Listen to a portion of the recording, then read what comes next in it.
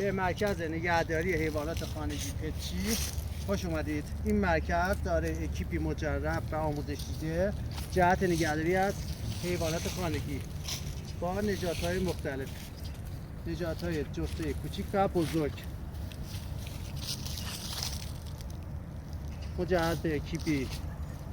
مجرب و امکانات رفاهی مختلف شامل سرویس عیاب و ذاب رایگان، سرویس شستشوی رایگان،